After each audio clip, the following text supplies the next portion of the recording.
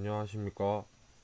영국의 왕실 결혼 문화의 발전에 대해 발표하게 된 영어학과 홍서보입니다. 원래는 영국의 패션에 대해 다루려 했으나 교수님의 피드백을 받고 주제를 수정하게 되었습니다. 미숙한 점이 많으니 이해해 주시면 감사하겠습니다. 영국은 모두 알다시피 입헌 군주제의 국가로서 여왕을 군주로 두고 있습니다. 영국의 여왕은 영국뿐만 아니라 영연방 52개국의 수장으로서의 역할을 수행하고 있습니다. 영국의 여왕을 비롯한 그녀의 가족인 로얄 패밀리들은 영국의 상징과도 같은 존재이고 그들의 추정 가치만 총 98조 원에 달한다고 합니다. 또한 그들이 관광업과 국가무역, 미디어 산업 등을 통해 자국 경제에 매년 17억 6천만 파운드의 수입을 더해주고 있는 만큼 그들이 하나의 기업 브랜드로서의 입지를 단단히 하고 있다는 것을 알 수 있습니다. 그들의 이야기는 넷플릭스의 드라마 더 크라운을 통해 대중들에게 더욱 알려지기도 하였는데요. 더 크라운은 시즌 3까지 연재될 정도로 많은 인기를 얻었습니다. 영국 왕실의 인기가 어느 정도인지 알 수 있는 부분인 것 같습니다. 그들은 많은 관심을 받는 만큼 항상 정해진 규칙 속에서 품위를 유지하기 위해서 노력합니다. 그들은 정치적인 견해를 밝히거나 활동을 할 수 없고 원하는 모든 것을 먹을 수도 없으며 복장에서도 항상 캐주얼보다는 품위가 유지되는 의상을 입어야 합니다. 별명의 사용이 일체 금지되며 정해진 호칭으로 불려야 합니다. 얼굴의 위치도 지명과 평행을 이루도록 유지해야 한다고 합니다. 이렇게 영국의 로얄 패밀리들은 많은 규칙들 속에서 많은 행동들을 제한받습니다. 그들의 제한적인 삶을 가장 잘 대변해주는 것이 바로 결혼이 아닐까 싶습니다. 영국의 로얄 패밀리들은 결혼을 할 때조차도 자유롭지 못합니다. 그들에게는 공식적으로 혹은 암묵적으로 지켜지던 결혼에 관한 규칙들이 있는데 대표적으로 왕위 계승 순위 6위까지 모든 왕족의 결혼은 여왕의 허락을 받아야 한다는 것입니다. 이는 왕위 계승법에 따른 것인데 7위 이상의 로얄 패밀리들은 여왕의 허락 없이도 결혼을 할 수 있다고 합니다. 또한 그들은 영국 혹은 유럽 출신의 백인 혈통을 중요시하고 보통 다른 왕족이나 귀족과의 정략 결혼이 일반적이기 때문에 평민과는 결혼하지 않는다고 합니다. 지금은 법이 개정되어 바뀌었지만 그들은 성공회의 종교적인 이념 때문에 재혼이 불가능했고 성공회가 가톨릭을 비판적으로 계승했기 때문에 가톨릭 신자와의 결혼을 금지했었다고 합니다. 가톨릭 신자와 결혼한 왕족은 지위를 박탈당하기까지 했다고 합니다. 이러한 엄격한 규칙들의 피해자는 누가 있을까요? 마가릿 로즈 공주와 에드워드 8세가 있습니다. 먼저 엘리자베스 2세의 동생인 마가릿 로즈 공주는 과거 영국의 대령이자 2차 세계대전의 영웅이었던 피터 타운젠트와의 결혼을 추진했지만 타운젠트는 이혼남이자 두 아이의 아버지였고 왕실과 성공의 강력한 반대로 인해 결혼은 무산되었습니다. 그녀는 결국 영국 왕실의 사진작가 안토니 암스트롱 존스와 결혼했지만 18년 후에 이혼했습니다.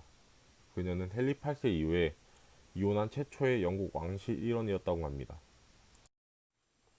에드워드 8세는 세기의 사랑꾼으로 잘 알려져 있습니다.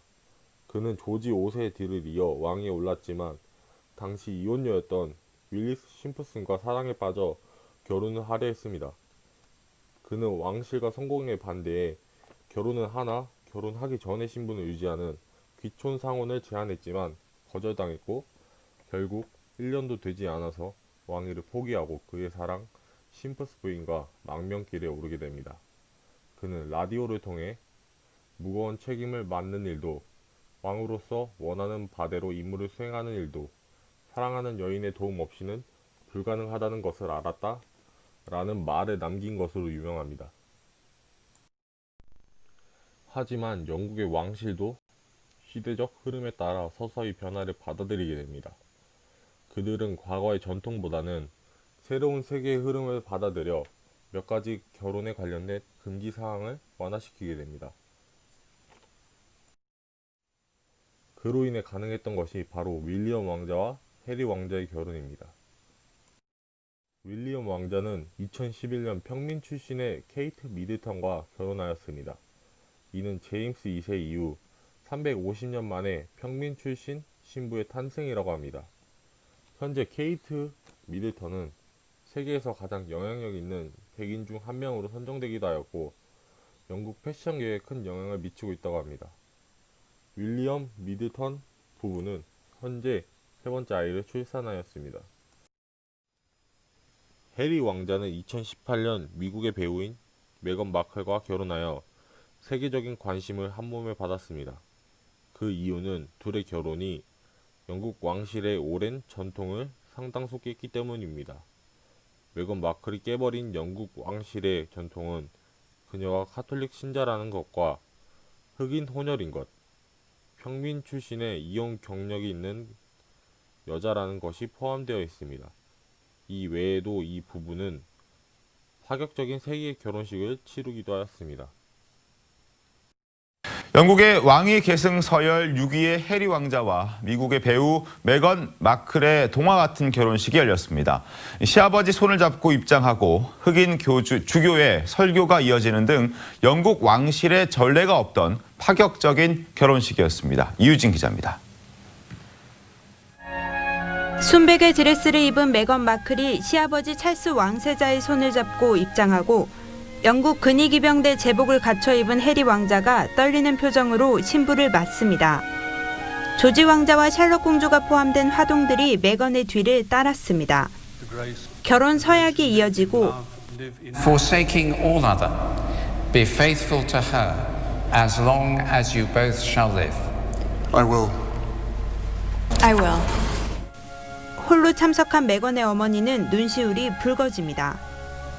흑인 주교의 설교와 흑인 위주로 편성된 합창단이 미국 소울 음악인 스탠 바이 미를 부르는 모습은 이전 영국 왕실 결혼식에서는 볼 수 없던 장면이었습니다. I therefore proclaim that they are husband and wife. 부부가 된 두 사람은 야외로 나와 왕실 가족들과 군중들 앞에서 키스를 하며 기쁨을 나눴습니다. 지붕에 없는 마차를 타고 윈저성에서부터 시내를 한 바퀴 돌며 10만 명의 축하 인파를 향해 여러 차례 감사 인사를 전했습니다. 결혼식을 앞두고 엘리자베스 2세 여왕은 이들 부부에게 자귀를 수여해 해리 왕자는 서식스 공작, 마클은 서식스 공작 부인이 됐습니다. TV조선 이유진입니다.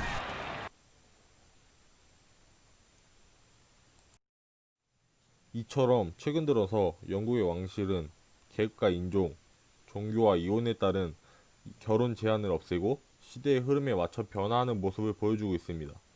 언론들은 영국의 왕실이 21세기에 접어들었다고 평가하였습니다.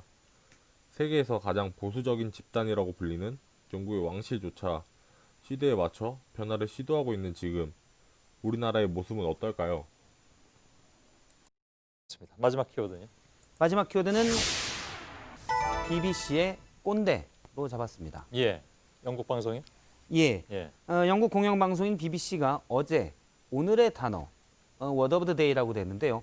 KKONDAE, 꼰대를 선정했습니다. 예. 23일자로 선정을 했는데요. 꼰대에 대한 설명을 잠깐 보면 밑에 나와 있는데요. 본인들이 늘 옳다고 믿는 나이 많은 사람이 꼰대다라고 얘기를 했습니다. 예. 사실 그러니까 우리말인 꼰대를 그대로 영어로 표현해서 이런 단어가 있더라라고 영국 공영방송이 얘기한 겁니다. 예. 저런 표현에 대해서 많은 지구인들이 맞다, 그런 사람이 우리 주위에 있다라고 열렬히 호응했는데요. 몇 개의 댓글을 가져와 봤는데 한 외국인이 폰의 아빠 이름 바꿔야지. 물론 뭐 생략돼 있지만 꼰대로 바꾸겠다는 얘기고요. 예. 결혼한 이후 우리 남편이 바로 꼰대다라는 것도 있었고요. 예. 맨 밑에는 한국 사람이 올렸는데요. 라떼 이스 호스라고 올렸습니다. 무슨 얘기입니까? 라떼 이스 호스인데요. 이게 그냥 앞에는 영어 그대로 있고 뒤에를 해석하면 나 때는 말이야 이렇게 해석이 됩니다.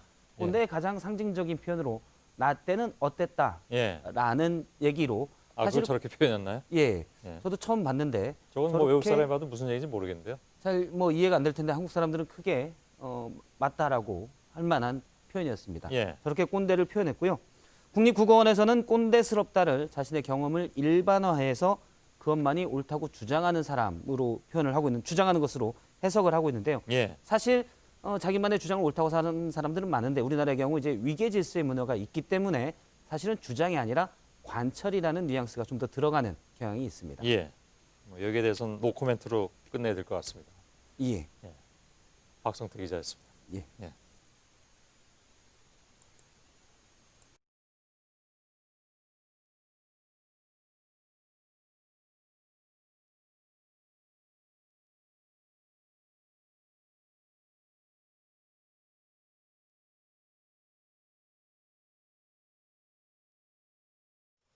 최근 영국 공영방송 BBC의 TV 채널 중 하나인 BBC2에서 오늘의 단어로 우리나라의 말인 꼰대를 선정하였습니다.